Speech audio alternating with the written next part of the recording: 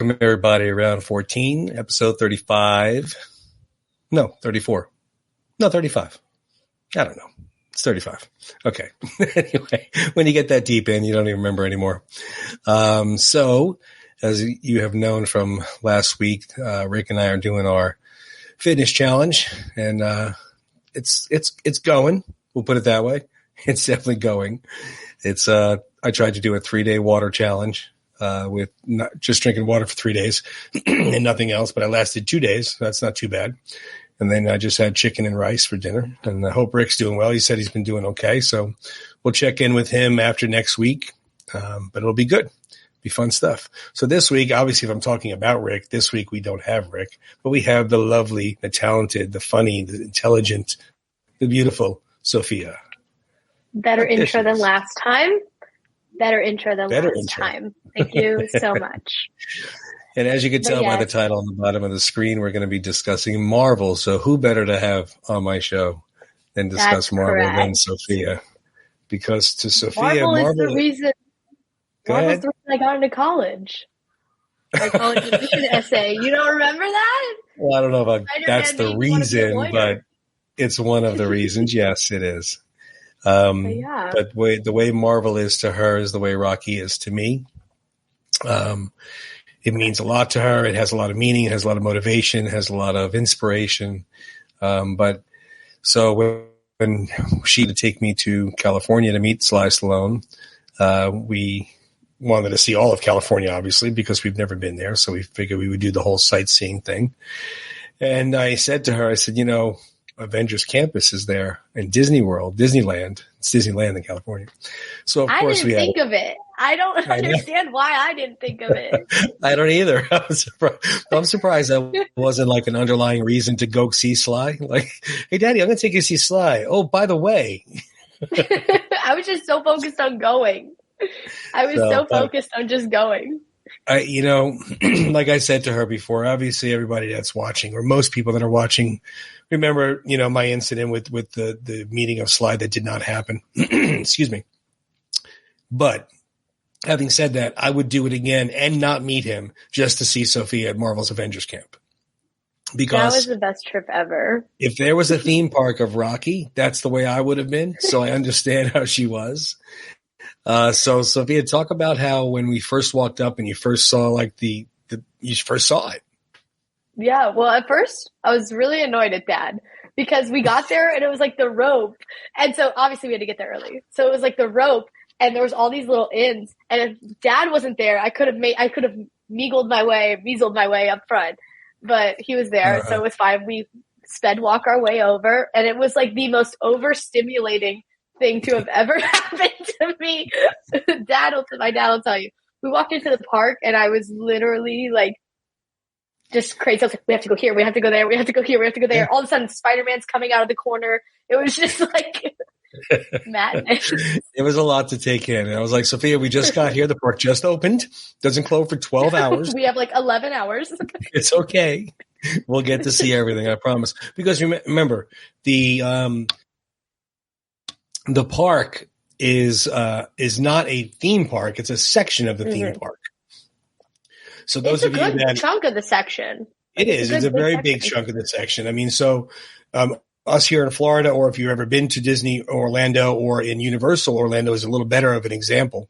They have it broken up where they have Comic Land and Harry Potter and so forth and so on. So it's a section of Disneyland California Adventure. And the other section is the Pixar section, which was really was cool too. Yeah. So the Marvel campus is not a theme park in and of itself, but it's a good chunk, like she said. So when we got there, they have, of course, as soon as you walk in, it looks like it's supposed to be in the movies. You see these big doors there, with Stark Industries. Yeah. I remember we walked in and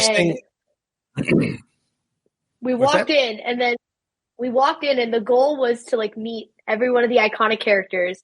Number one being Spider-Man, obviously. Mm-hmm. We walked in, he just comes out of nowhere. Because the thing with the Avengers Camp is they don't have stations for the characters. That's what makes them original. They just walk around, they just talk to people, they're just walking. All of a sudden Spider-Man walks out of nowhere. And so, like, literally within the first 5 minutes, we got a picture of Spider-Man, and I could have went home after that and still had the best time of my life. So, and I didn't have that picture on my phone to put on the show today, so that's kind of stinks. all I had was the video of me going like next to the 5-year-olds. But yeah, so we saw Spider-Man right away, like immediately upon it. But the main thing we had to do immediately upon entering the park was go to the Spider-Man ride, and that was. That's pretty cool. You went into the entryway there, and this is kind of a little way station where they keep you before they put you on the ride itself. And he comes out and does a little monologue of why we need to save the universe with him amongst these robotic spiders. So it's a visual. We're a little weird for not being the spiders in any. Yeah, the spider bots for not being in any movie mentioned ever. Mm-hmm. I haven't read a ton of the comic books. I've read a few, but for not being mentioned anywhere, they were a very like integral part of the theme parks. Like a lot of their merch, a lot of their toys. It was, and it's based off. Yeah, and that's when it comes down to money and merchandising and getting sales. I mean, you got these robots there that the kids are going to want, and they don't care if it's part of the movie or not. They saw it on the ride. They saw Spider-Man was fighting them. They want to do it. But I do agree. It was a little bizarre because they do everything so detailed that you thought they would have done something that was applicable to the film series. But it was pretty cool. They even had parking for Peggy. Yeah, exactly. But the ride was so cool. You like shot your hands. You didn't have a gun or anything. It was weird because, like you said, you go like this with your actual hands. How does it know? Somehow they come off on the screen. It's a virtual ride, but somehow when you go like this, it comes flying out of your hand. I got the worst score because I had a video of Sophia doing the ride, so I only had one thing going there. Sophia had like a 3 million point score. I don't know what happened there. I actually don't. I just blacked out. So you had to wear these glasses. And they were because it was 3D virtual, and Sophia wanted the glasses. Now, anybody that knows me with my daughters, when they want something, they know they got daddy on their finger there. They'll somehow figure it out. So I said, well, just put them in the bag. How are they going to know we didn't put them in the little box? We'll just leave. That was a little white bling. The bag is clear. Yeah, the bag was clear. I didn't think of that. Yeah. A little bad part. Walking out, the guy's like, sir, you can't take the glasses. We just keep walking. I'm like, hopefully my dad we kept walking because I honestly didn't hear him say that. And Sophia was like laughing. I didn't know why you were laughing. But anyway, so she got the glasses, of course. But anyway, so Spider-Man, though, outside the ride, there's a little part where he goes climbing up the side of the building. And then he goes up and flips and does this big somersault and lands on another building. It's not really him. It's a mechanical mannequin or whatever body like or something. A robot. Yeah. And it looks so cool. And then when he lands, you don't see him land. Right. He goes behind that wall. And then the Spider-Man himself will come out from downstairs and go by and start high-fiving everybody. And that's when Sophia went from 19 to 5. No, and then after we went over to the Pim's kitchen, which was actually, my dad and I were talking about this. We were in some Disney like vortex. Everything was not as expensive as we thought it was going to be. We would get it was very bizarre. I mean, most Disney food, be up there. We got food for like both of us, and it was normal price as if we went out right now to get dinner. And usually I know Disney's it was like everything. 2 meals and 2 drinks. It was like $24 or something. I was prepared to pay $500, for the day for food. And, but it was actually pretty good too. It was good food. Yeah. We went to the Pim Kitchen. So anyway, explain the Pim Kitchen because people that are watching this it may not know about the Pim Kitchen. Or the Pim theory. So go ahead. So it kind of ties into no spoilers. The new Ant-Man Quantumania, where basically Cassie, Ant-Man's daughter, creates this like kitchen where she can put the Pym particles into food to solve hunger. And that's how it like starts. And it's actually a real like comic storyline in the comic book, which is why I was saying like they have such close detail to that. but then Spider-Man arrived. But anyways, it was really cool because you would watch like the fake food, obviously, but it was like video of the food like get small and get big. And so like the pretzel was like as big as my face. Yeah. It was actually good too. It was a good pretzel. It was huge too. Like you said, it was like this big. It was really big. And I made my dad get this like beer mimosa that he definitely did not want so that I could have like keep the glass. You wanted the glass, the PIM particle glass, or the PIM kitchen glass. I'm sorry. And then she went and bought, of course they have merchandise for everything, so they have the Iron Man gauntlet from Endgame where he has the Iron Man gauntlet on with the Infinity Stones. And they have that where you buy that and it fits in your hand, and you have a hold bottle of, water or soda, whatever you want to buy. So she bought that. So when she went to meet Iron Man, so Iron Man comes out and she's putting that up and there she is with that there. That's pretty cool, though. It is cool. Yeah, I like it. and then they also gave us all these photos for free. Like that photo was taken by Disney. That was very bizarre. Yeah. Yeah. Yeah, we went and downloaded them, and yeah, like she said, they didn't cost us anything. So I really don't know. Maybe Disneyland was broke that day. I don't understand what happened, but I couldn't tell you. It was so worked bizarre. out for us. So tell them about the other ride you went on. Yes. Bad thing about what? Hit that first. Oh, is that you didn't know what time the characters would come out. Because in Disney, they have like the normal sit down, okay, the character comes out at 9, 10, 11. But here you just like kind of roam. That's got to stink for the little guys. That's got to stink because, you want them to see them. Yeah. It was worth it. Well, you kind of, you figured it out real quick. We saw Captain America. I said, Sophia, there's Captain America. And he was standing there. And then Sophia walks him and there's that picture there. But she walked up to him and she's like, can we take a picture real quick? And he goes, go ahead, Sophia, let you tell a story. Yeah, so he was talking with this like literal 3-year-old before me. So I'm not going to be rude and like cut in front of her. I was like, yeah, she can finish. I'll let her. So I go up to him and he goes, bye, Sophia. So I walk up to him and I'm like, don't be alarmed. My name is also Sophia.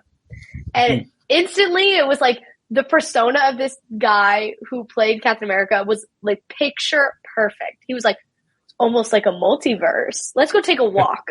And we just like walked across I'm not even kidding. Like walked across the Avengers Campus. This dad is like yelling, hey Cap, my kid loves you. He's like, thank you. Anyways. And like goes back to talking to me. It was like the definition of Steve Rogers. Like this guy. Yeah. And he went over here. He was like, the lighting's better over here. We'll take the picture here.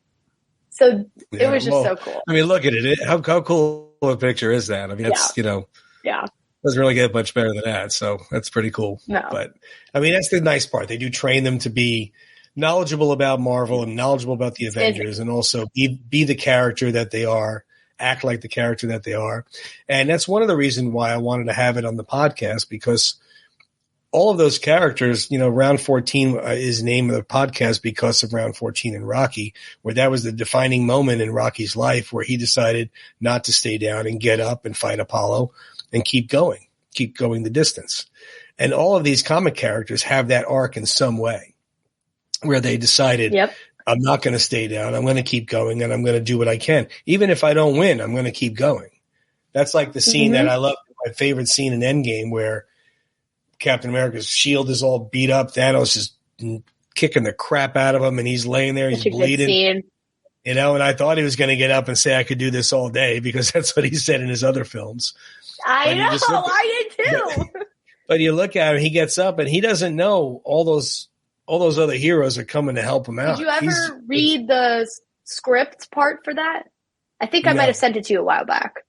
Okay. So there's this like post that I saw on Instagram, and it was the scene where he's just standing one man against like hundreds.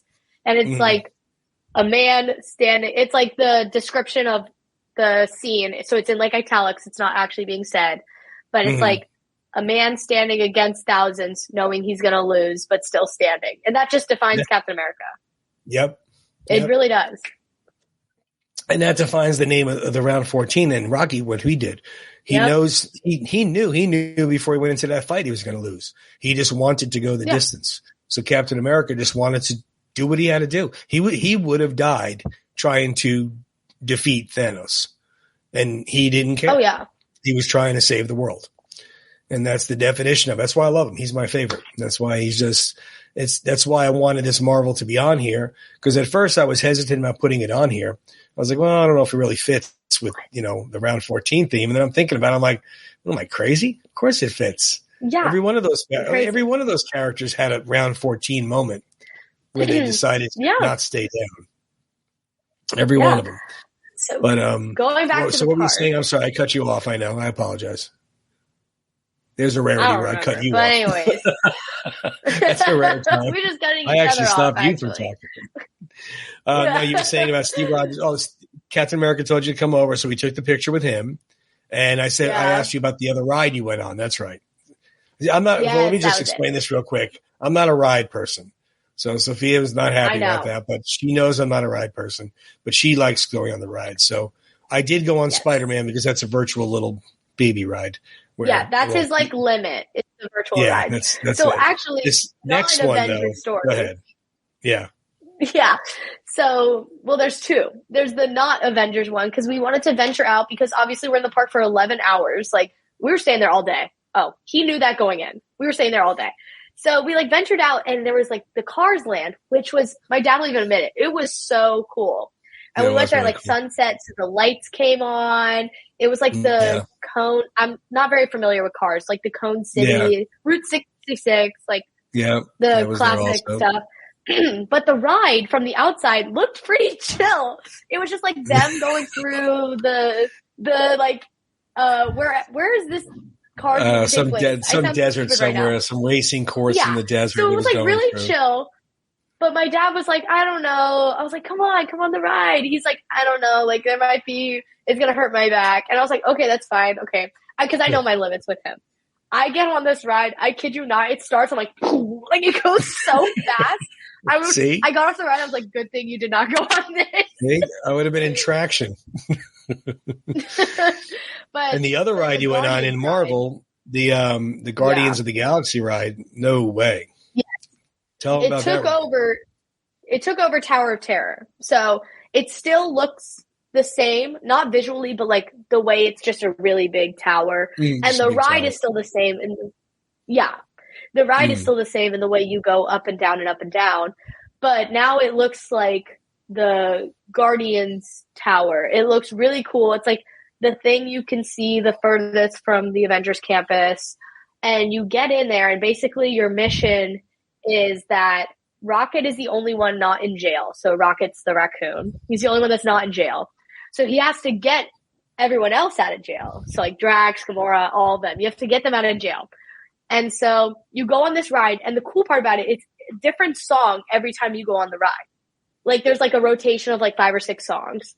And tying into our Memphis trip, I got Burnin' Love. So that was actually a really cool one because it goes to the beat of the song up and down. Oh, okay. Yeah. Uncle Burnin' So Love. it was really cool. Yeah. And then there was this tell old them about lady. The drop, though. Tell them about the drop. Oh.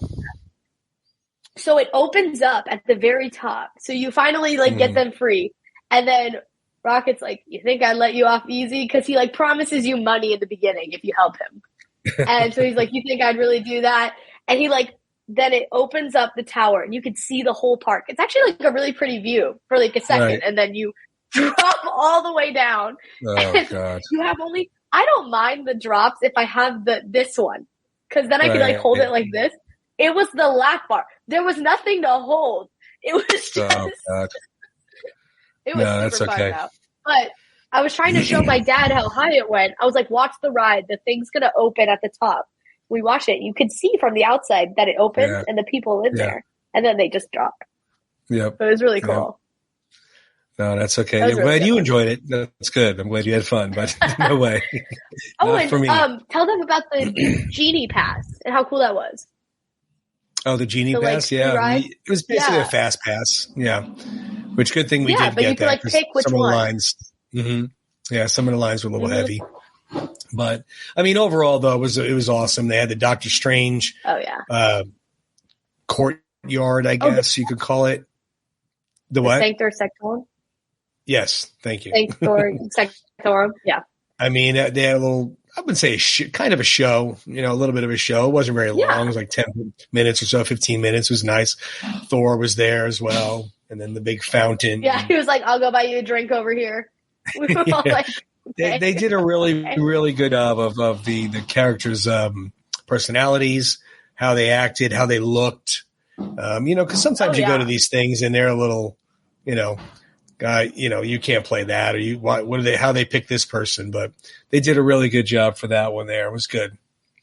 So I'm glad you enjoyed it, but any Marvel fans, obviously coming from Sophia, who's a Marvel head, it's definitely a number one bucket list, maybe not number one, but on the bucket list of a Marvel fan.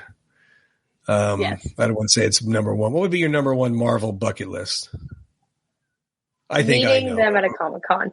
Yeah, that's what I thought. Tom Holland, Robert Downey Jr., Chris Evans. Those three in particular. I know that. Yeah. Meeting them at a Comic-Con. So, well, whenever they do come around, so cool. I will return the favor. We'll be there. To meet Sly. We'll be there, absolutely. So let's go let's not go too deep into. Let's go into now. Obviously, everybody that follows Marvel knows it all ended with Endgame. 10 years worth of films, 31 films. Which Endgame happened this year, 2023. Yes. Yeah, in the movie. It happened this year. Yeah. There was 31 films in that 10 years. Is that correct? I think I don't know the film number. I'm going to be honest with you. I just knew it was 10 years. I thought I read somewhere it was 31. Regardless, it's 20 films, 31 films, whatever it is. Which you had to pretty much watch all of them and watch past the credits, obviously. They had little sneak and you'd want to watch all of them. Yeah. You wanted to and you had to. I mean, if you wanted to keep following it. And so it ended with Endgame. And I'm sure, we're not giving away any secrets. Endgame was 5 years ago or 4 years ago, whatever it was. Everybody knows what happened in Endgame. 5? I sobbed in that theater. Sobbed. Wait a minute. It was really 5 years ago? Yeah. Was it? See, you were 14? We have to stop the show. Oh, wait. No. It was 3 then. What's that? 3? It was 3 then. Yeah. I don't remember. I think it was because it was before COVID, because then Endgame happened, then No Way Home happened. And No Way Home happened right before COVID. I know it was before. Yeah, it was before COVID. Let's see here. Let's see if I could find I think it might be 4. I should know this. I think it was 2019. Yeah, it was 2020 or 2019, because then the 10-year anniversary came and they had a special showing 19 with the director's cut or the unedited one. And you weren't deaf. You're going to be 20, so you were 16. Oh, I sobbed. Sobbed in that theater. It was a lot, I will admit. And I'm not even as huge of a Marvel fan as she is, so I can imagine. I cried when Mickey died, so I get it. I shed one tear when Black Widow died. We know it ended with Endgame. Died.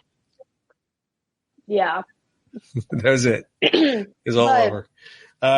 So we know what happened there, and then there was another phase that was coming after Endgame to keep Marvel going. Which started technically with No Way Home. I mean, No Way Home. No Way Home, yeah. Spider-Man No Way Home, and then that's when they started doing some of the TV series on Disney, and they tied a lot of things together there. I think I'm not upsetting Sophia when I say that phase. What phase is that for? TV's technically 5. Because there's 4, which is before, which is Spider-Man Far From Home. WandaVision is in that phase, but then it ends with Winter Soldier. So all the shows after that are 5.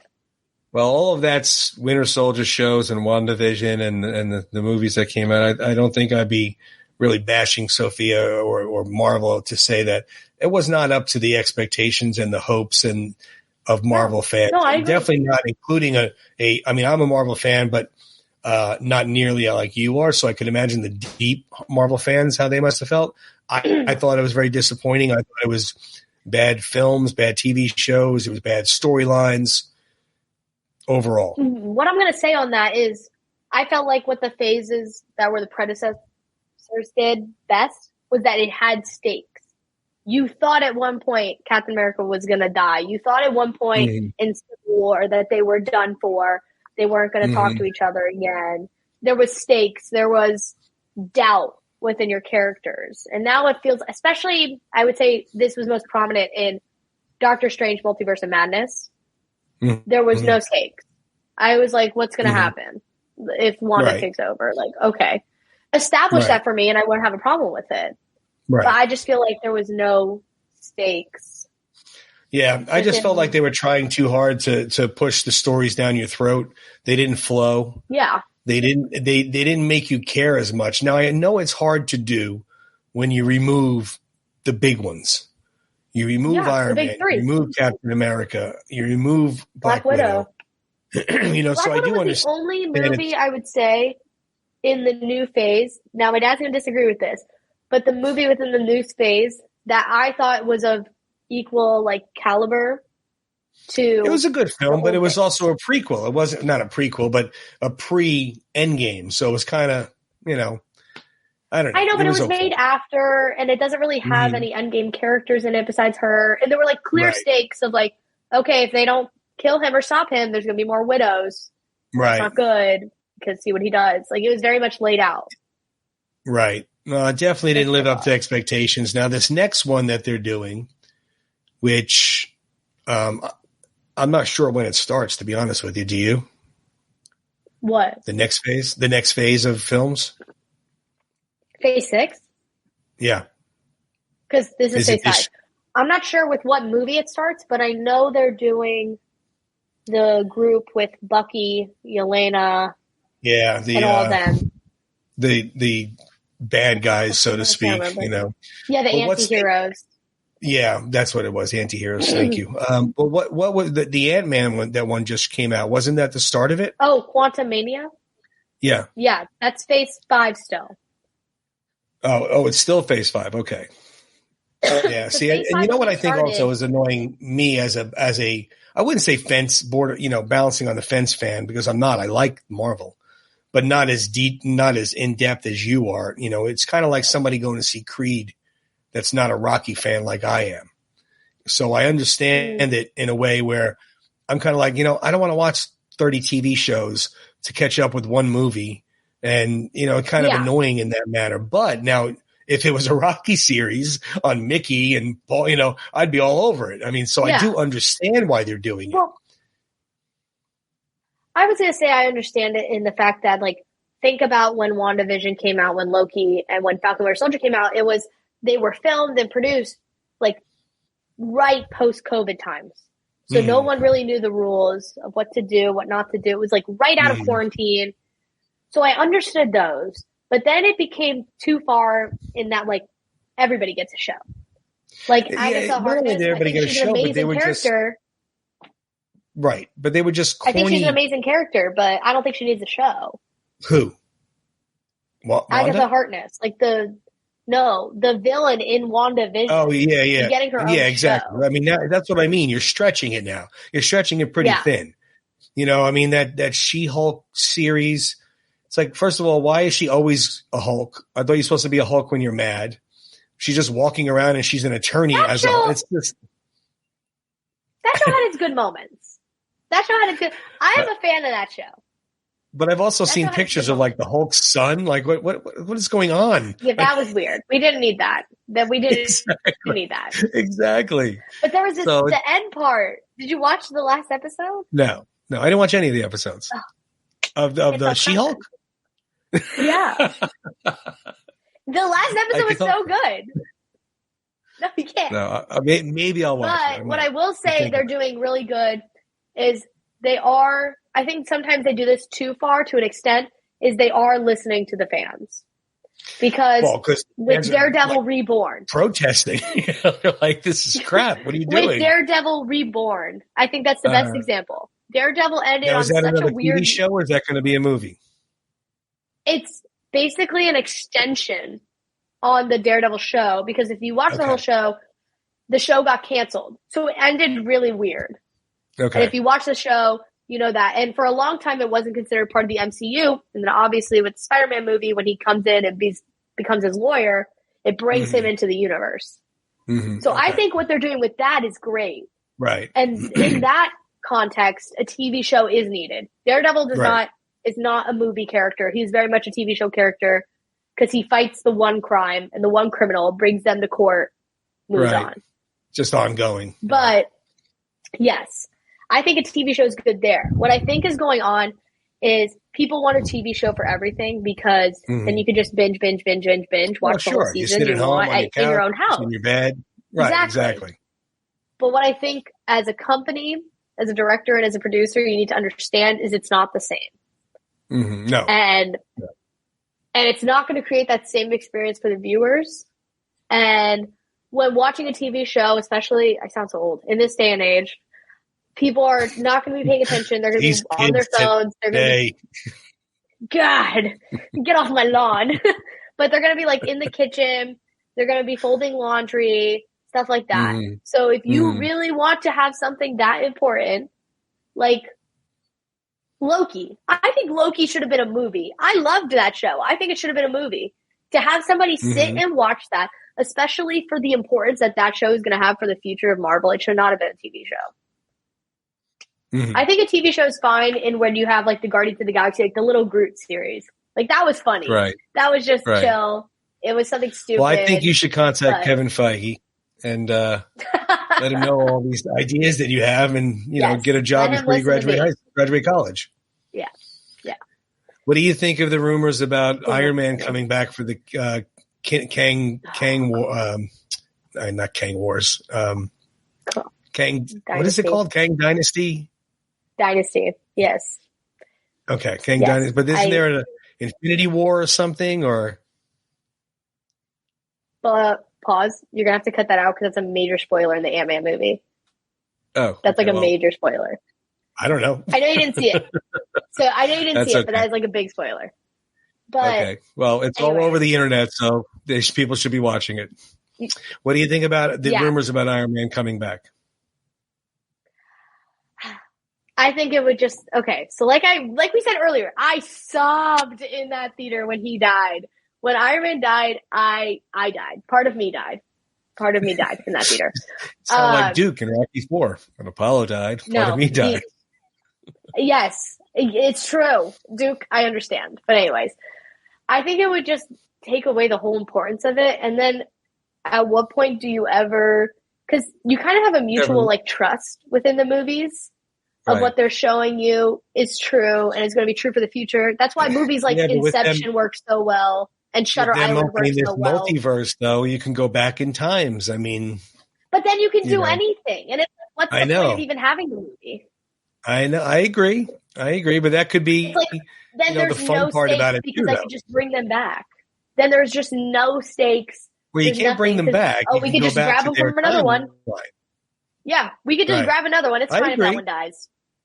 No, I agree 100%. I mean, because if they killed him off and it ended on that high note, I mean, personally, that's what I think Marvel should have done.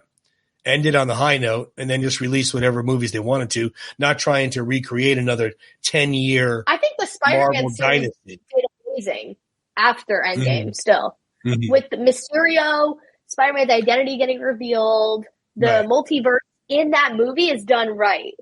Right. Yeah, I agree. I think they're now in an aspect of, okay, well, anything's possible. Okay, well, if anything's possible, then what's the point?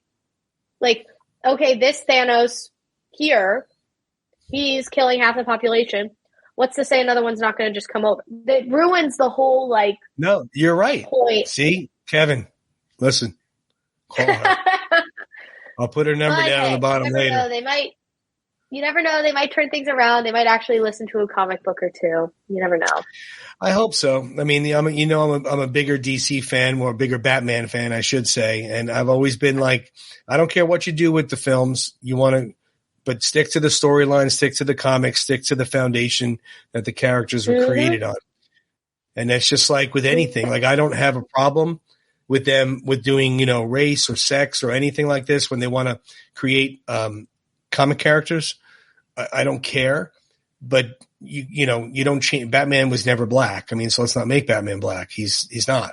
Make another character You know, you have exactly Black Panther, you know, or whoever. I mean, they have other characters. It's fine. But yeah, stick to the storyline. Don't make the new Black Panther movie. Yeah, the new Black Panther movie is an example of how a sequel doesn't always have to be about the prequel, and it can still be a great standalone film. Mm-hmm. Because it didn't even have T'Challa in it. Stick to the storyline. You got 100 years worth of comic storylines. You could find one to stick to. You know, you don't have to. Yeah. If you want to create on your own, that's fine. I respect that. But then don't use those characters. It just doesn't make sense. Right. The comic people, the comic world, comic community. Family, whatever you want to call them, they're diehards in the way it is, you know? Batman's Alfred is, you have a responsibility to them. Mm-hmm. I agree. Yeah, it's exactly well put. You have responsibility to them.